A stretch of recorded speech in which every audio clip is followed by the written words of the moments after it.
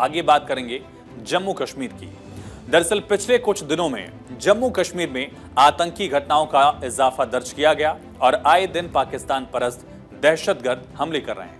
आतंकी हमलों को हमारे जवान नेस्तनाबूद भी कर रहे हैं, लेकिन बावजूद इसके आतंकी मानने को तैयार नहीं है। 3 जगहों पर एनकाउंटर इस वक्त जारी है। जम्मू कश्मीर में अगर बात की जाए तो कुपवाड़ा के केरन इलाके में सेना ने एनकाउंटर में मुठभेड़ में 2 आतंकियों को ढेर कर दिया है।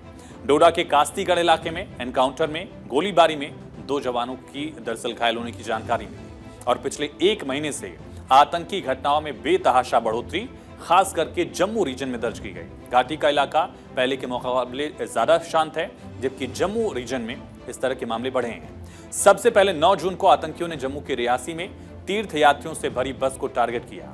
इसके बाद कठुआ में सेना की गाड़ी पर हमला किया गया और अब डोडा और कुपवाड़ा में दहशतगर्दों ने हमले किए।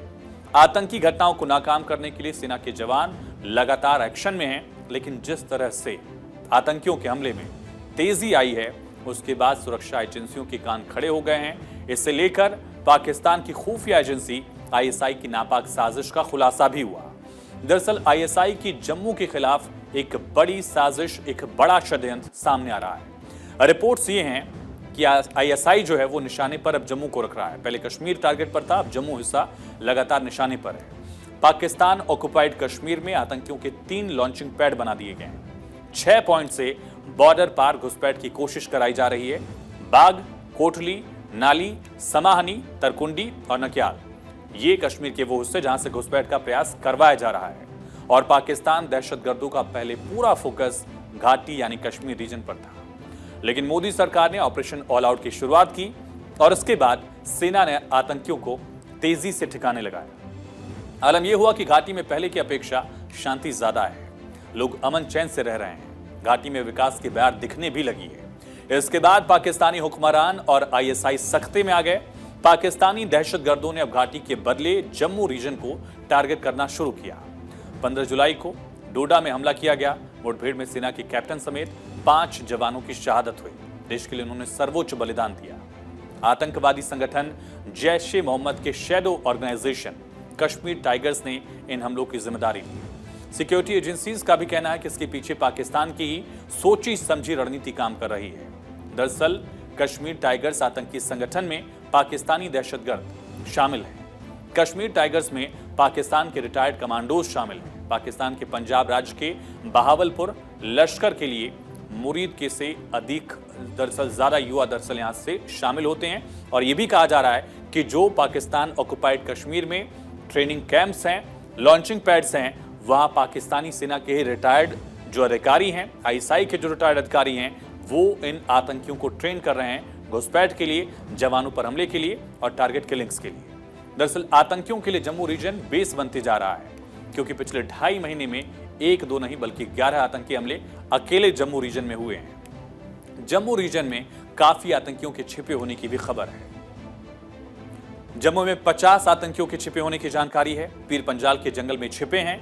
किश्तवाड़, भदरवा और डोडा में 10 आतंकियों के मौजूद होने की जानकारी है।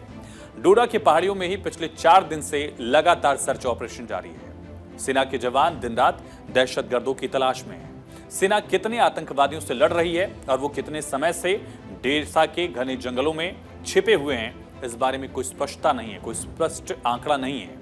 ऐसे में जरूरत है कि सेना के जवानों को ऑपरेशन सर्प विनाश वाली कहानी दोहराने की, क्योंकि डोडा के जंगल में पिछले करीब 72 घंटे से ज्यादा वक्त से यह ऑपरेशन लगातार चल रहा है, दिन रात चल रहा है। हेलीकॉप्टर्स की मदद ली जा रही है, ड्रोन्स की मदद ली जा रही है, पैदल लगातार जवान भी गश्त कर रहे हैं। और डेसा जंगल में 15 से 20 पाकिस्तानी आतंकी छिपे होने की ऐसी खबर है, जिनको खत्म करने के लिए, उनको सबक सिखाने के लिए, असली जगह तक पहुंचाने के लिए सेना के जवान भी फुल एक्शन में है। ऐसे वक्त में ऑपरेशन सर्प विनाश की याद आ गई है। ऑपरेशन सर्प विनाश 2003 में आपको लिए चलते हैं, जहां इसकी जरूरत पड़ी थी। 90 और 2000 के दशक में जम्मू क्षेत्र में आतंकवाद का काफी जोर था, तब स्थिति आज की जैसी नहीं थी। 2000 में पीर पंजाल रेंज का हिलकाका का इलाका आतंकियों का गढ़ बन चुका था और 2003 में सेना ने ऑपरेशन सर्प विनाश चलाया, इसकी शुरुआत की।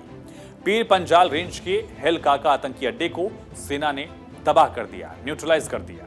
सेना और अवाम ने मिलकर 60 से ज्यादा आतंकियों को ढेर किया। और बाकी बचे हुए आतंकी डर कर भाग गए पाकिस्तान। सेना ने AK-47, sniper rifles, grenade launchers, self loading rifle, विस्फोटक और बड़ी संख्या में रेडियो सेट बरामद किए थे। सोचिए, जो दरअसल यहां से हथियार बरामद किए गए थे वो किसी सेना के पास होते हैं, किसी देश की आर्मी के पास होते हैं। इस तरह के इस स्तर के जो इक्विपमेंट्स थे, हथियार थे, असलहा था, वो इन आतंकियों से बरामद किया गया था। ऑपरेशन सर्प विनाश के बाद जम्मू रीजन 2 दशक तक शांत रहा, लेकिन अब एक बार फिर से ऑपरेशन सर्प विनाश की याद आ गई है। ऐसा ही ऑपरेशन चलाकर इन पाकिस्तानी हुक्मरानों के मंसूबों पर पानी फेरने की जरूरत फिर महसूस हो रही है। दरअसल जम्मू कश्मीर अब अगले कुछ ही महीने में विधानसभा चुनाव देखेगा, इसलिए आतंकियों ने ताबड़तोड़ हमले को अंजाम देने की कवायद शुरू की।